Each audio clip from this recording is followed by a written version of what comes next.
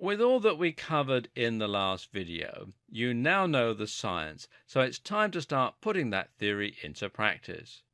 The great news is that HIIT training really is just as easy as it sounds, and simply involves alternating between periods of high exertion and relatively low intensity exercise. There are a few caveats, however, and it's important to approach this in a sensible and structured way in order to avoid injury or disappointment.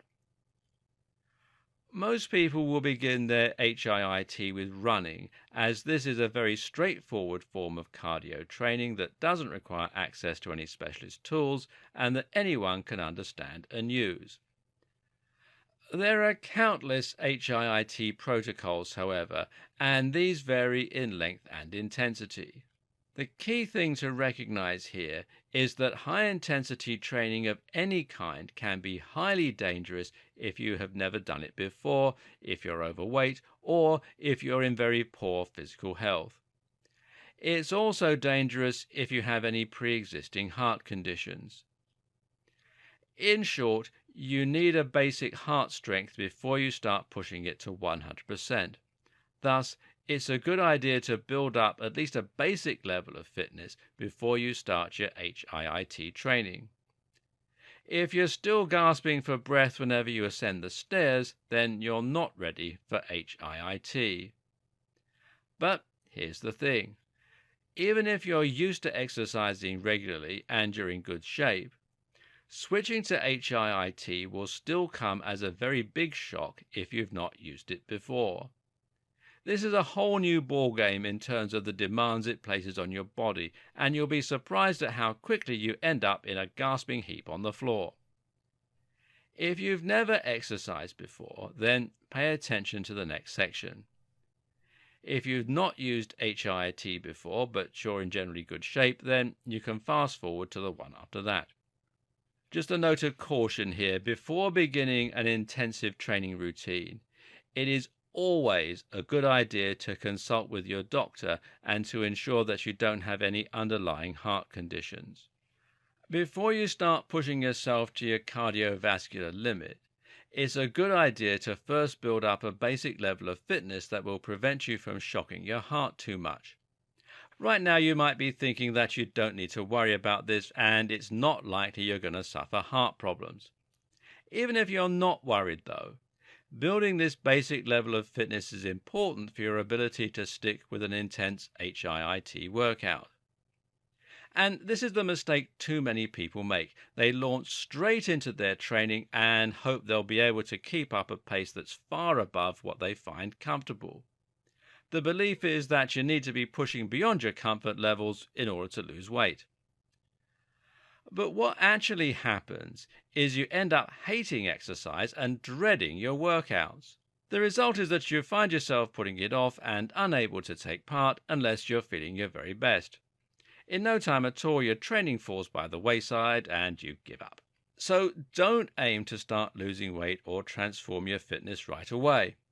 Rather, focus on gradually improving your fitness so that your workouts are never outside the realms of comfortable to begin with. You'll find that as you do this, you learn to do more, and eventually this allows you to take on more challenging workouts and actually stick with them.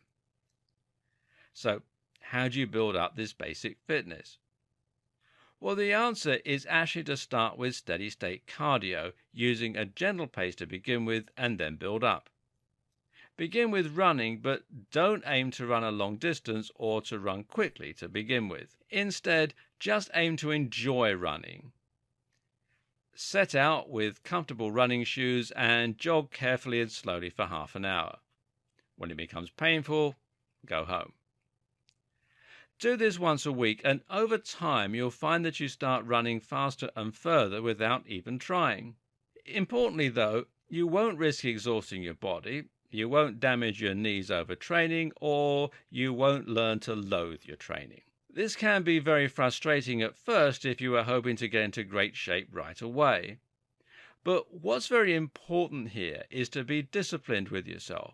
A lot of people think that getting into great shape is all about being disciplined enough to keep training. Just as important, though, is to be disciplined enough to be patient and to build that basic level of strength before you approach the more intense types of training. Build up your strength and stamina slowly, and then you can look at adding HIIT workouts. And again, you're going to start gently.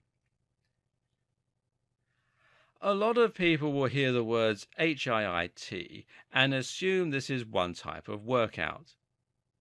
In reality, though, HIIT is a very broad and flexible term that can encompass a great many different types of training and a great many different protocols. One of the biggest mistakes you can make is to start HIIT and dive in right at the deep end with an intensive program aimed at the incredibly fit.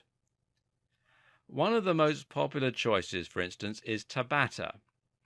This is a brutal, punishing, fast and highly effective method of training that will leave you gasping for air and covered in sweat in just 4 minutes. But it's also far too intense to start with, and especially when running. So instead, let's begin with a very easy beginner routine. Jog for 2 minutes and sprint for 10 seconds. Repeat this 5 times.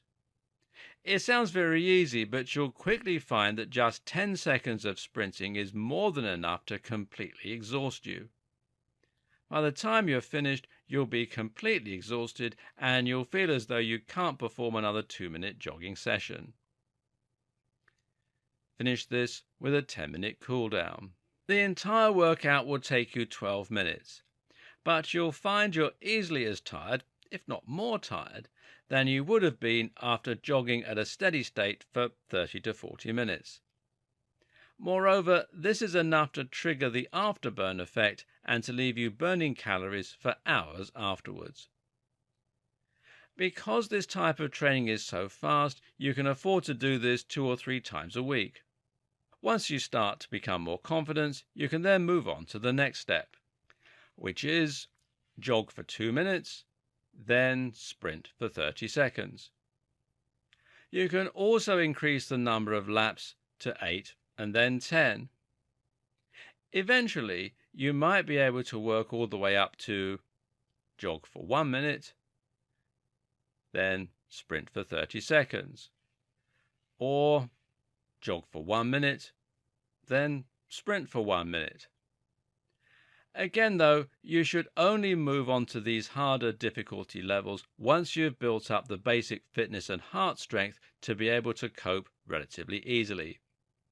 You should be exhausted at the end, but not at the point where you can't do anything for the rest of the day or where you're unable to train again for days and days on end.